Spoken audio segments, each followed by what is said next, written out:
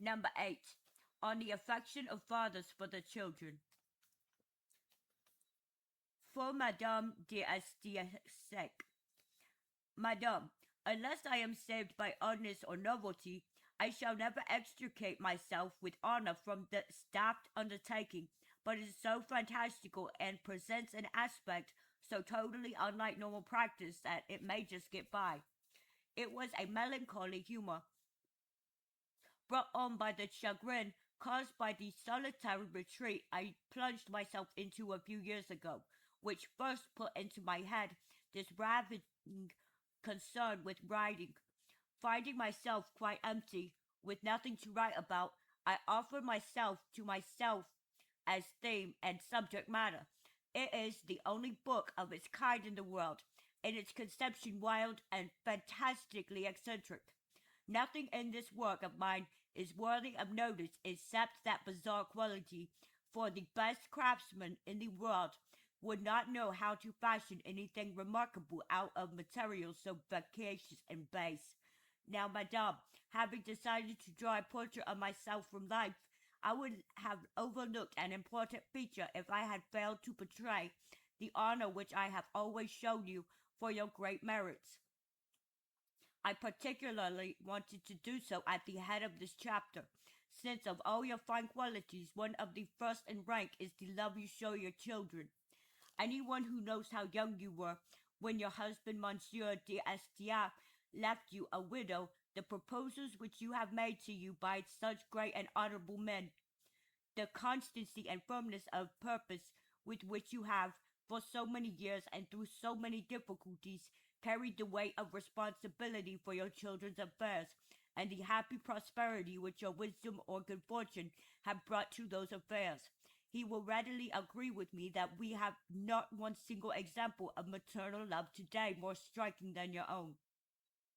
I praise God, madam, that your love has been so well employed, for the great hopes of himself raised by your boy, Monsieur d'Estaing, amply assure us that when he comes of age you will be rewarded by the duty and gratitude of an excellent son. But he is still a child, unable to appreciate the innumerable acts of devotion he has received from you. So I should like him, if this book should fall into his hands one day, to be able to learn something from me at a time when I shall not even have a mouth to tell it to him. Something I can vouch for quite truthfully, and which will be made even more vigorously evident, God willing, by the good effects he will be aware of in himself, namely, that there is no nobleman in France who owes more to his mother than he does, and that in the future he will be able to give no more certain proof of his goodness and virtue than by acknowledging your qualities. If there truly is a law of nature, that is to say, an instinct which can be seen to be universally and permanently stamped on the beasts and so on ourselves, I would say that, in my opinion, following hard on the concern for self-preservation and the avoidance of whatever is harmful, there would come second the love which the begetter feels for the begotten. And since nature seems to have committed this love to us out of concern for the effective propagation of the successive parts of the world which she had contrived, it is not surprising if love is not so great when we go backwards from children to fathers. To which we may add a consideration taken from Aristotle, that anyone who does kindness to another loves him more than he has loved in return, that anyone to whom a debt is owed feels greater love than the one by whom the debt is owed, and that every creature loves what he has made more than it would love him if it were capable of emotions. This is especially true because each holds his being dear, and being consists in motion and activity. In a sense, therefore, everyone is, to some degree, within anything he does. The benefactor has performed an action both fair and noble. The recipient, on the other hand, has only performed a useful one, and mere usefulness is less lovable than nobility. Nobility is stable and lasting, furnishing the one who has practiced it with constant satisfaction. Usefulness, however, can easily disappear or diminish, and the memory of it is neither so refreshing nor so as sweet. The things which have cost us most are dearest to us, and it costs us more to give than to receive. since it has pleased God to bestow some slight capacity for discursive reasoning on us, so that we should not be so slavishly subject to the laws of nature as the beasts are, but should conform to them by our free will and judgment. We should indeed make some concessions to the simple authority of the common laws of nature, but do not allow ourselves to be swept tyrannously away by her. Reason alone must govern our inclinations. For my part, those prosperities which are produced in us without the command and mediation of our judgment taste strangely flat. In the case of the subject under discussion, I am incapable of finding a place for that emotion which leads people to cuddle newborn infants while they are still without movements of soul or recognizable features of body to make themselves lovable, and I never willingly allowed them to be nursed in my presence.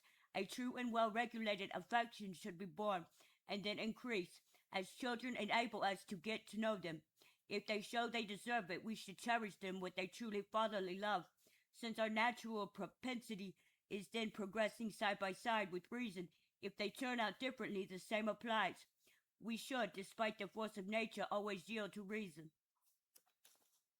In fact, the very reverse often applies. We feel ourselves more moved by the skippings and jumpings and babyish tricks of our children than by their activities when they are fully formed, as though we had loved them not as human beings, but only as playthings or as pet monkeys. Some fathers will give them plenty of toys when they are children, but will resent the slightest expenditure on their needs once they have come of age. It even looks, in fact, as if we are jealous of seeing them cut a figure in the world, able to enjoy it just when we are on the point of leaving it. And that this makes us miserly and close-fisted towards them, it irritates us that they should come treading on our heels, as if to summon us to take our leave. Since in sober truth things are so ordered that children can only have their being and live their lives at the expense of our being and of our lives, we ought not to undertake to be fathers if that frightens us. For my part, I find it cruel and unjust not to welcome them to a share and fellow interest in our property, giving them full knowledge of our domestic affairs as co-partners when they are capable of it, and not to cut back on our own interests, economizing on them so as to provide for theirs, since we gave them birth for such a purpose. It is unjust to see that an aged father, broken and only half alive, stuck in his chimney corner with the absolute possession of enough wealth to help and maintain several children, allowing them all this time to waste their best years without means of advancement in the public service and of making themselves better known. They are driven by despair to find some way, however unjust, of providing for their needs. I have seen in my time several young men of good family so addicted to larceny that no punishment could turn them from it. I know one man very well connected with whom I had a word about just a matter at this earnest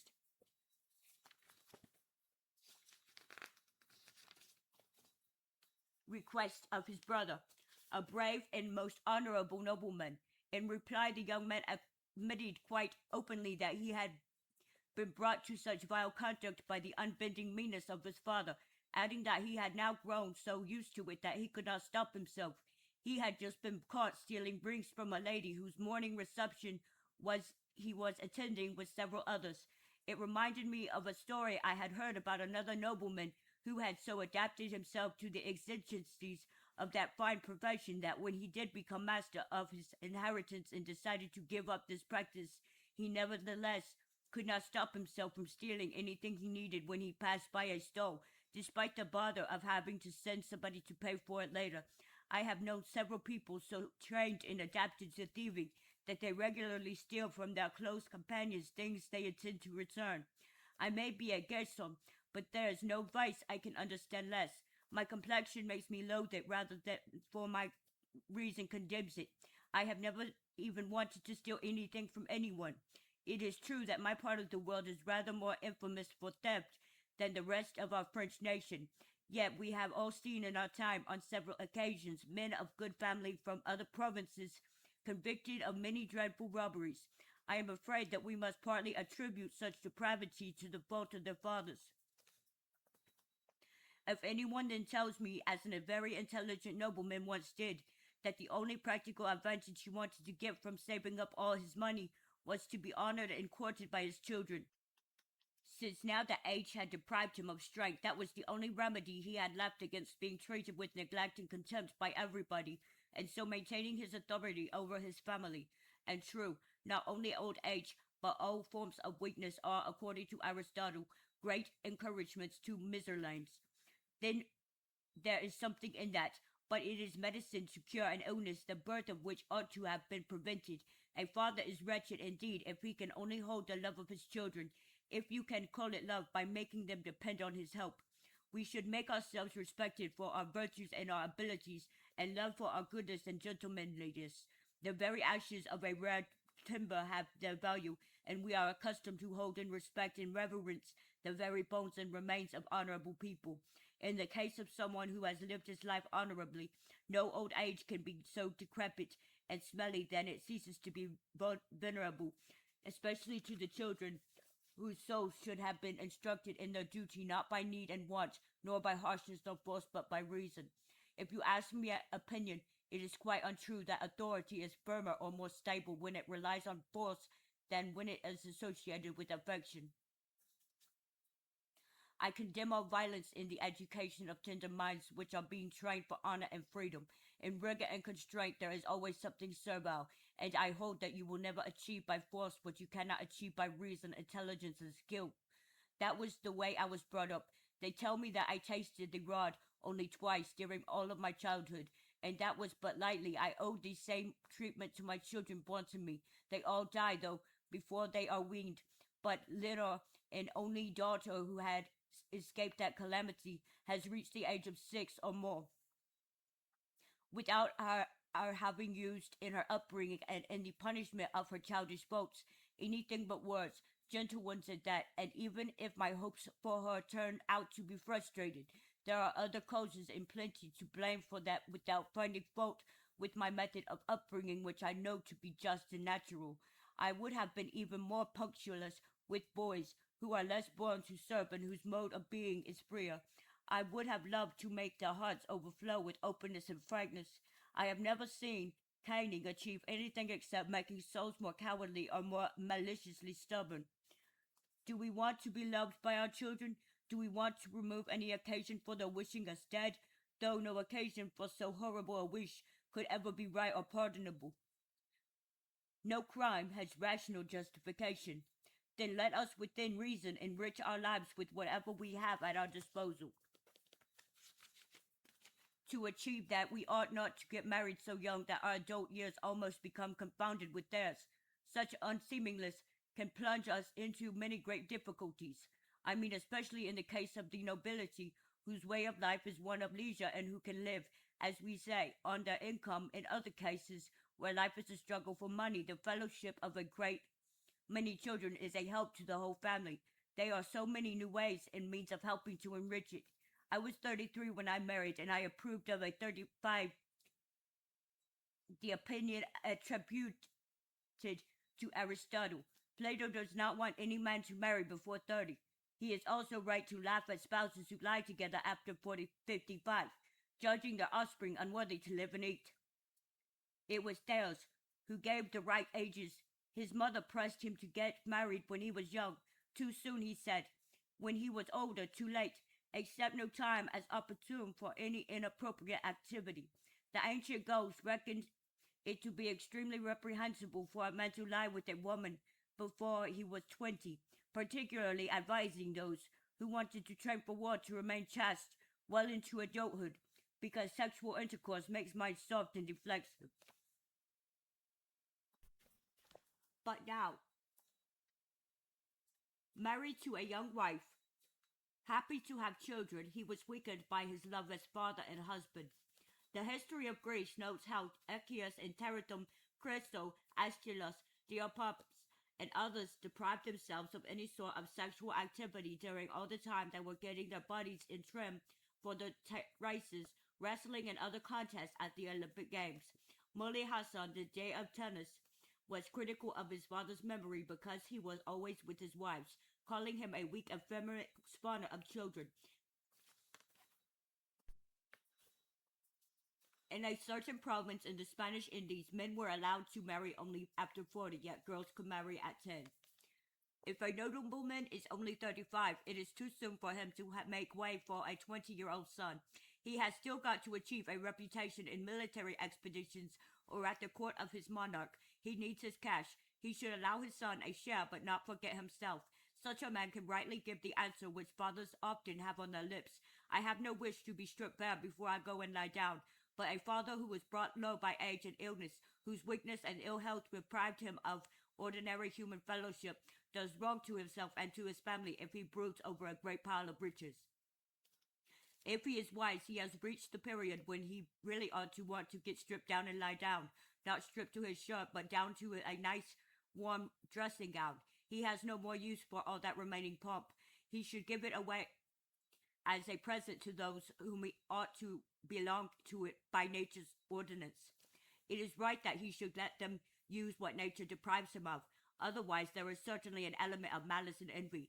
The finest gesture the Emperor Charles ever made was when, in imitation of some ancient holders of his rank, he was able to recognize that reason clearly and to command us to strip off our garments when they weigh us down and get in our way, and to go and lie down when our legs fail us. Once he began to feel deficient in the strength and energy needed to continue to conduct his affairs with the glory he had earned, he handed over his wealth, his rank, and his power to his son. Be wise enough to unharness that tired old nag, lest it ends up short-winded stumbling while men jeer at it. This defect of not realizing in time what one is, of not being aware of the extreme decline into weakness which old age naturally brings to our bodies and our souls, to them equally, in my opinion, unless the soul actually has the largest share, has ruined the reputation of most of the world's great men. I have seen in my lifetime and intimately known great men in authority who had clearly declined amazingly from their former capacities, which I knew from the reputation they had acquired in their better years. For their honor's sake, I would deeply have wished that they had withdrawn to their estates, dropping the load of public or military affairs which were no longer meant for their shoulders. There was a nobleman whose house I used to frequent, who was a widower, very old, but still with some sap in him.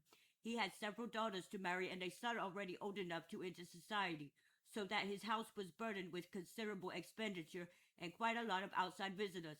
He took little pleasure in this, not only out of concern for economy, but even more because at his age he had adopted a mode of life far different from ours. In that rather bold way I told him one day that it would be more becoming if we had made room for us, youth, leaving his principal residence to his son, and withdraw to a neighboring estate of his where nobody would trouble his rest, since, given his children's circumstances, there was no other way he could avoid our unsuitable company. He later took my advice and liked it. That is not to say we should make a binding gift of a property and not to be able to go back on it. I am old enough to have to play that role now, and would leave the young the use of my house and property, but be free to withdraw my consent if they gave me cause. I would let them have use of them because they no longer gave me pleasure, but I would retain as much general authority over the affairs as I wanted to. For I have always thought that it must be a great happiness for an old father to train his own children in the management of his affairs. He could then, during his lifetime, observe how they do it, offering advice and instruction based on his own experience in such things, and personally arranging for the ancient honor and order of his house to come into the hands of his successors, confirming in this way the hopes he could place in the future management of them. To this I would not avoid their company. I would like to be near so as to watch them and to enjoy their fun and festivities as much as my age permitted, even if I did not live among them. I would at least like to live near them in some corner of my house, not the fanciest, but the most comfortable. A dean of St. Hilaire de Poitiers brought to such a pitch of solitude by the troublesome effects of his melancholy that when I went into his room he had not set foot outside it for 22 years, yet he could still move about freely and easily, apart from a rheumatic flux discharging into his stomach. He would let scarcely anyone in to see him, even once a week. He always stayed shut up in that room all by himself, except for a valet, who brought him his food once a day and who merely went in and out. His only occupation was to walk about reading a book, obstinately determined as he was to die in those conditions. As soon afterwards he did. I would try to have gentle relations with my children and so encourage in them an active love and unfeigned affection for me. Something easily achieved in children of a well-born nature. Of course, if they turn out to be wild beasts, then you must hate them and avoid them as such. I am against the custom of forbidding children to say father and requiring them to use some other more respectable title, as though nature had not sufficiently provided for our authority. We address God Almighty as Father and scorn to have our own children call us by that name. It is also unjust and mad to deprive our grown-up children of any easy relations with their fathers by striving to maintain an austere and contemptuous frown, hoping by that to keep them in fear and obedience. That is a quite useless farce which makes fathers loathsome to children, and what is worse, makes them ridiculous, since youth and vigor are in their children's hands. They enjoy the current favor of the world. They treat with mockery the first tyrannical countenance of a man with no blood left in his veins or his heart. Scarecrows in a field of flax. Even if I were able to make myself feared, I would rather make myself loved. There are so many drawbacks in old age, so much powerlessness. It so merits contempt that the best endowment it can acquire is the fond love of one's family. Its arms are no longer fear and commands. I know one man who had a most imperious youth. Now that old age is coming upon him, despite trying to accept it as well as he can, he slaps and bites and swears. The stormiest master in France. He frets himself with cares and watchfulness, but it is all a farce which the family conspire in. The others have access to the best part of his granary, his cellar, and even his purse. Meanwhile, he keeps the keys in his pouch, dearer to him than sight itself. While he is happy to keep so sparse and thrifty a table in various secret places in his house, all is dissipation, gambling, prodigality, and tears about his fits of temper and his precautions. Everybody is on the lookout against him. If some wretched servant happens to become devoted to him, suspicion is immediately thrown onto him, a quality which old age is only too ready to ruminate upon. How many times has that man boasted to me of keeping his family on a tight rein, of the meticulous obedience and reverence he received because of it, and of the lucid watch he kept over his affairs. He alone is unaware of the lot.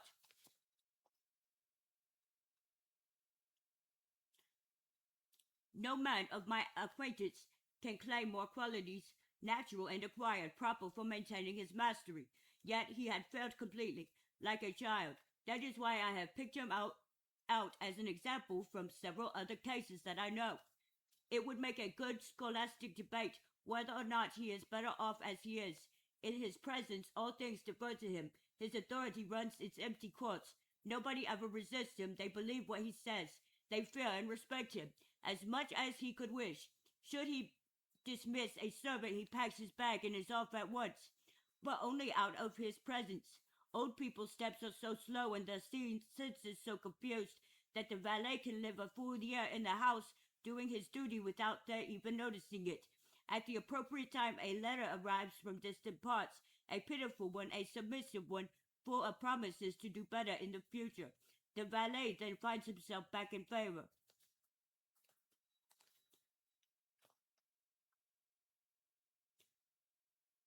Does my lord strike a bargain and send a missive which the family do not like? They suppress it, sometimes inventing afterwards reasons to explain the lack of action or reply, since no letters from outside are ever brought to him first. He only sees the ones which seems convenient for him to know. If he happens to get a hold of any, he always has to rely on somebody else to read them for him. So they invent things on the spot. They are always pretending that someone is begging his pardon in the very letter that contains abuse. In short, he sees his affairs only through some counterfeit image designed to be as pleasing to him as they can make it, so as not to wake his spleen or his anger. Under various guises, but all to the same effect, I have seen plenty of households run long and steadily in this way. Wives are always disposed to disagree with their husbands. With both hands they grasp at any pretense for contradicting them. Any excuse serves as a full justification. I know one who used to rob her husband wholesale in order, she told her confessor, to fatten up her offspring giving. Whatever the husbands agree to never provides them with enough dignity. To give it grace and authority, they must have usurped it by ruse or by force, but grace and authority they must have usurped it by ruse or force, but always unjustly. When, as in the case I am thinking of, they are acting against some poor old man on behalf of the children, they seize on the pretext and are honored for serving their own passions, and as though they were all slaves together, readily plot against his sovereignty and government. If the children are male and grow up in the bloom of youth, then the mothers gang up with them and corrupt the steward, the bursar, and everyone else by force or favor. Old men without wives and children fall into this evil less easily, but more cruelly and with less dignity. Cato the elder already said in his time, so many valets, so many enemies, given the gulf separating the purity of his century from ours. Just think whether he was not really warning us that wife, sons, and valet are all so many enemies in our case. It is a good thing that decrepitude furnishes us with the sweet gifts of inadvertency, ignorance, and readiness to be cheated. If we were to resist, what would happen to us, especially nowadays when the judges who settle our quarrels are usually on the side of the children? And Vanel, the cheating may escape my sight, but it does not escape my sight that I am very cheatable. Thrice and 4 times blessed is he who entrusts his pitiful old age into the hands of a friend. And shall we have ever said enough about the value of a friend and how totally different it is from bonds based on contracts? Even that counterpart to a friend which I see between beasts, how devoutly I honor it. Am I better or worse off for having favored a friend? Better off certainly. My regret for him consoles me and honors me. Is it not a most pious and pleasant task in life to be ever performing his obsequies? Can any pleasure possessed equal that pleasure lost? I would readily let myself be wrapped in sensible, lingering over so caressing a notion. Others may deceive me, but at least I do not deceive myself into thinking that I can protect myself against it. Nor do I cajole my brain for ways of making myself able to do so.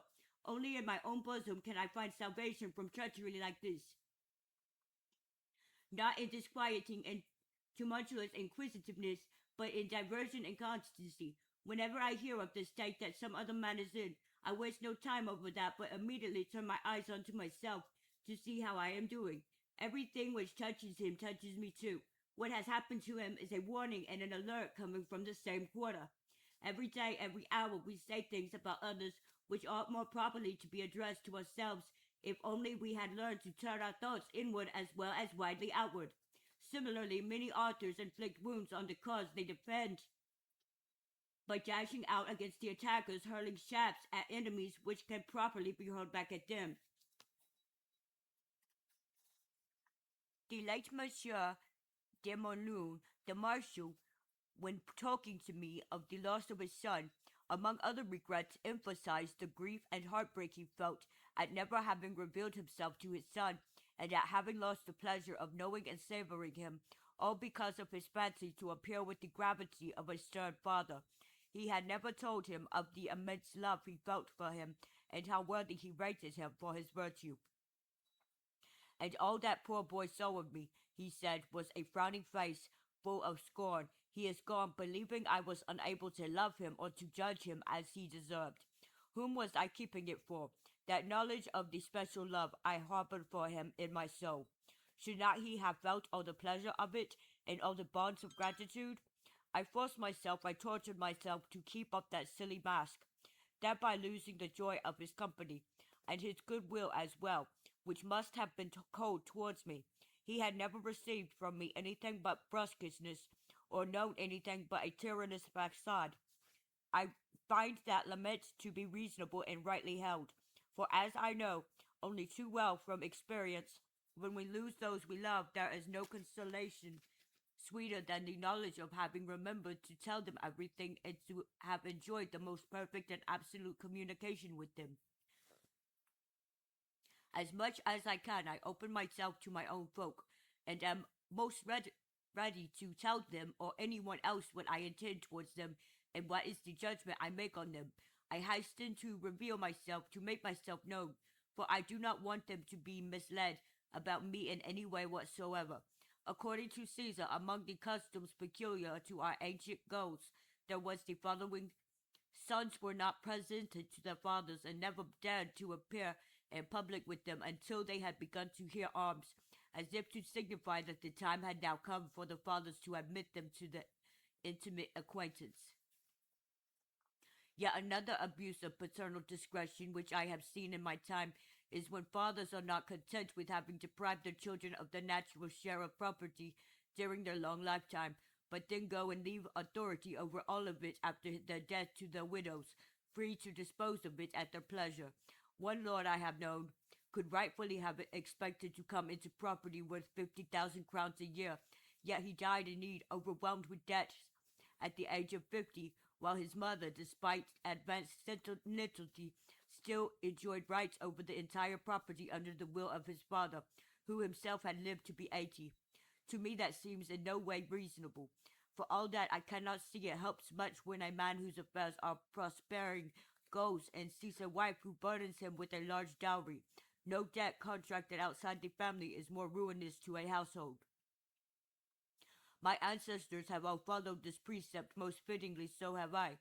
Yet those who warn us against marrying rich wives out of fear that they might be less beholden to us and more difficult wrongly lose a real advantage for a frivolous conjecture. If a woman is unreasonable, it calls her no more to jump over one reason than another.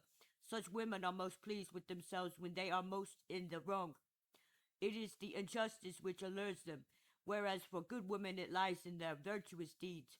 The richer they are, the more gracious they are, just as beautiful women are more willingly and more triumphantly chaste.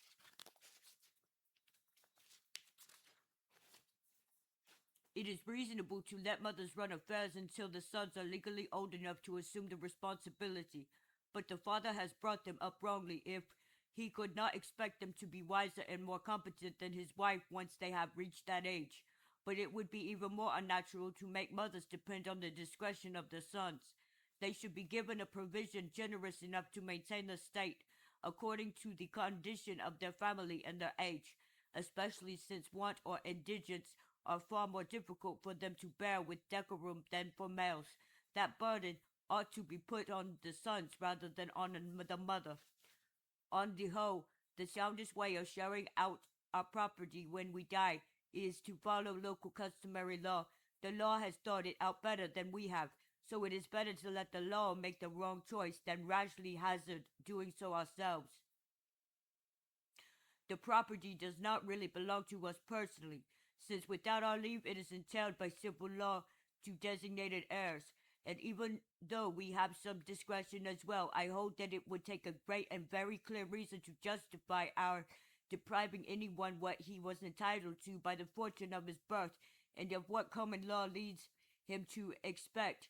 It would be an unreasonable abuse of that freedom to make it serve whims both frivolous and private. Fate has been kind, sparing me opportunities which might have tempted me to change my predilection for the dictates of common law. I know people whom it would be a waste of time to serve long and dutifully. One word taken the wrong way can wipe out 10 years of merit. Anyone able to butter up when they are just about to go is lucky indeed. The latest action scoops the lot.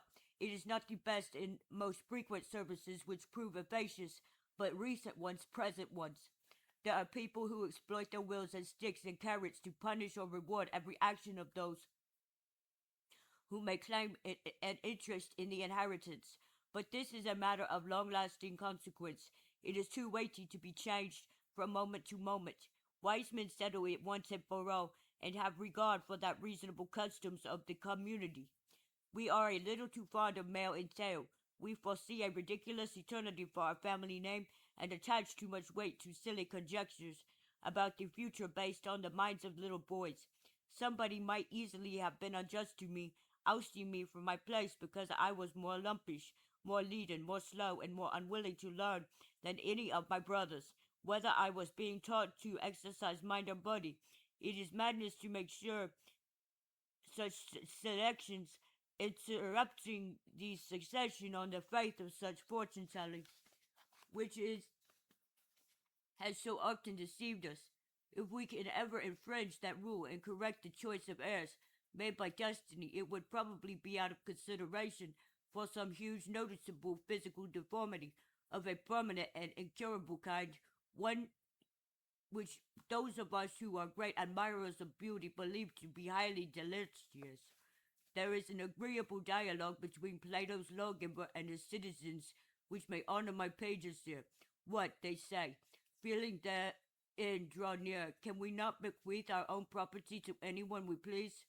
What cruelty, O gods, that it be not lawful to give more or to give less, just as we like, depending on how our heirs have helped us in our affairs, our illnesses, or our old age. The legislator made this reply.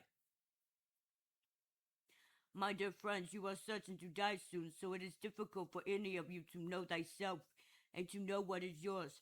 I make these laws and maintain that you do not belong to yourselves, nor do the things of which you enjoy the use actually belong to you. You and your goods belong to your family, both past and future, and still more do your family and your goods belong to the commonwealth. Therefore, if on your sick bed or in your old age some flatterer tries to persuade you to make an unjust will, I will protect you, out of respect for the general concerns of our city and of your family. I will establish laws which make it known that private interests must reasonably yield to those of the community. Go gently and willingly whither human necessity bids you. It is for me, who favor all things equally, who take care of you, of the people in general, to take care also of what you leave behind you.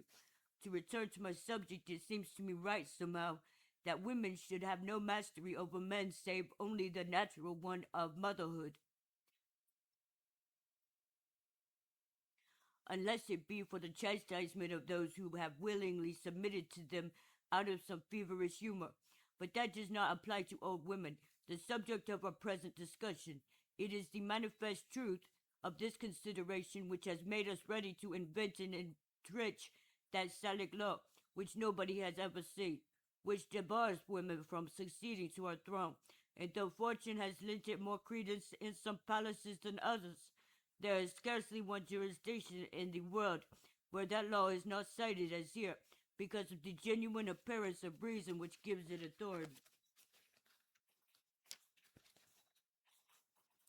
It is dangerous to leave the superintendence of our succession to the judgment of our wives and to the choice between our sons, which over and over again is iniquitous and fantastic, for those unruly tastes and physical cravings which they experience during pregnancy are ever present in their souls. They regularly devote themselves to the weakest and to the feeblest, or to those who are still hanging about their necks. Since women do not have sufficient reasoning power to select and embrace things according to the merits, they allow themselves to be led to where natural impressions act most alone, like animals which only know that young while they are still on the teat. Incidentally, experience clearly shows us that the natural love to which we attach such importance is very shallow roots. For a very small sum of money, we daily tear their own children out of women's arms and get them to take charge of our own. We make them entrust their babes to some wretched wet nurse to whom we have no wish to commit our own, or else to a nanny goat. Then we forbid them not only to give suck to theirs, no matter what harm it might do to them, but even to look after them. They must devote themselves entirely to the service of our children. And then we see that in most cases, custom begets a kind of bastard love, more distracted than the natural kind. They are far more worried about the preservation of those foster children than of the children who really belong to them.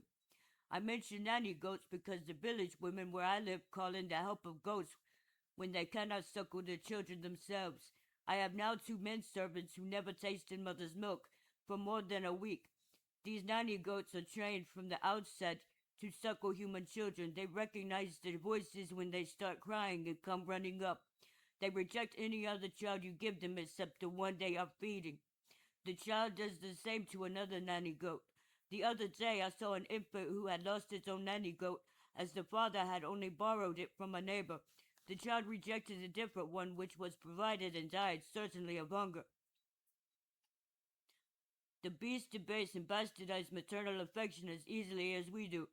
Herodotus tells of a certain district of Libya where men lie with women indiscriminately, but where once a child can toddle, it recognizes its own father out of the crowd, natural instinct guiding its footsteps.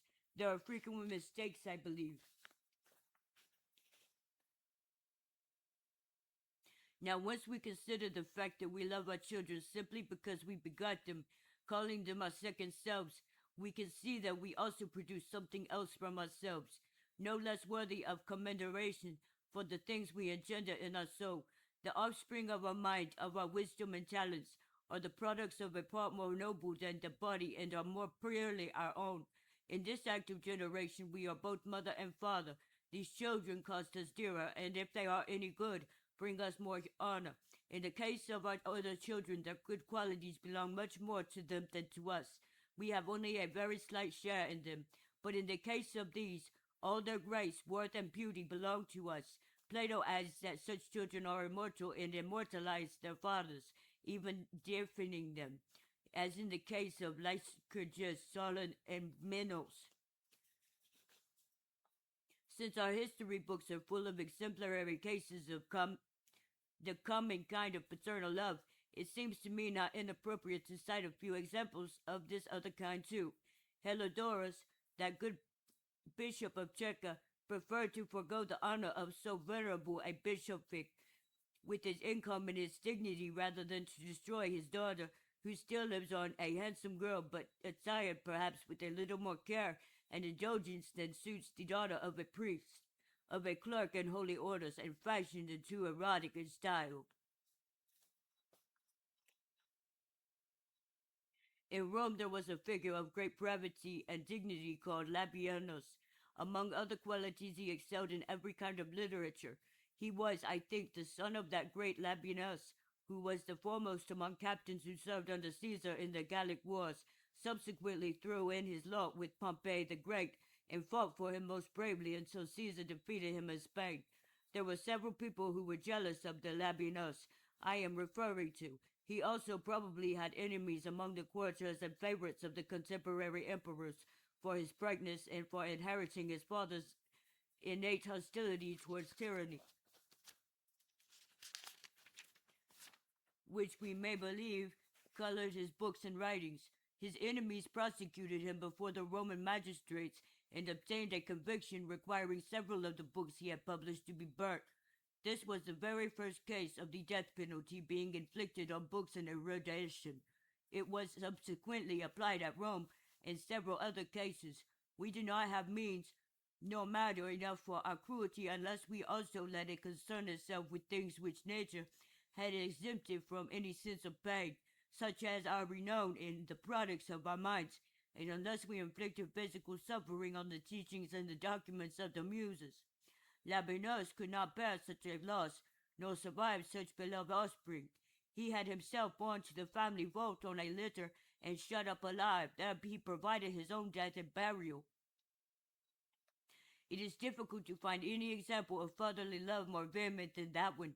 When his very eloquent friend Cassius Severus saw those books being burnt, he shouted that he too ought to be burnt alive with them, since he actively preserved their contents in his memory. A similar misfortune happened to Gretinus Cordus, who was accused of having praised Brutus and Cassius in his books. That slavish, base, and corrupt Senate condemned his writings to the fire. It pleased him to keep his books company as they perished in the flames by starving himself to death. Lucian was a good man, condemned by that blackguard Nero in the last moments of his life, when most of his blood had already gushed from his veins. And when cold had already seized his hands and feet, and was starting to draw near to his vital organs, the very last thing he remembered was some verses from his Pharsalian war. He recited them and died with them as the last words on his lips. Was that not saying farewell to his children tenderly and paternally, the equivalent of those odious and tender embraces which we keep for our children when we die, as well as being an effect of that natural instinct to recall at our end those things which we held dearest to us while we lived. When Epicurus lay dying, tormented, they say, by the most extreme paroxysm, he found consolation only in the beauty of the philosophy he had taught to the world. Are we to believe that he would have found happiness in any number of well-born, well-educated children to equal what he found in the abundant writing which he had brought forth?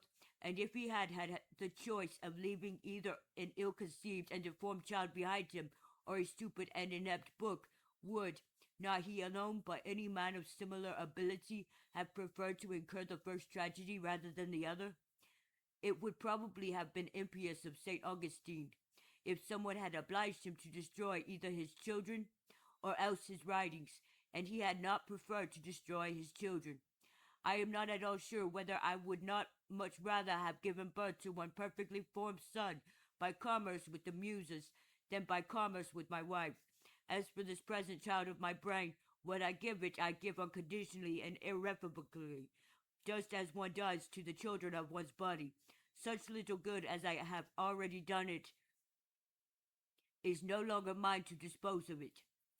It may know plenty of things which I know no longer, and remember things about me that I have forgotten. If the need arose to turn to it for help, it would be like borrowing from a stranger. It is richer than I am, yet I am wiser than it. Few devotees of poetry would not have been more gratified at the fathering of Aeneid than the fairest boy in Rome, nor failed to find the loss of one more bearable than the other. For according to Aristotle, of all artists, the one who is most in love with his handiwork is the poet. It is hard to believe that Epaminondas would have agreed to exchange them for daughters who were the most generous in the whole of Greece, or that Alexander and Caesar had ever wished they could give up the greatness of their glorious feast in war in return for the pleasure of having sons and heirs, however perfect, however accomplished. Indeed, I very much doubt whether Phidias or any other outstanding sculptor would have found as much delight in the survival and longevity of his physical children as in some excellent piece of sculpture brought to the completion by his long-sustained labor and his skill according to the rules of his art. And as for those raging vicious passions which have sometimes inflamed fathers with love of the daughters, or mothers for their sons, similar ones can be found in this other kind of parenthood. Witness the tale of Pygmalion, who, having carved the statue of a uniquely beautiful woman, was so hopelessly ravished by an insane love for his own work that, for the sake of his frenzy, the gods had to bring her to life. He touches the ivory statue. It starts to soften, its hardness gone, it yields to his fingers.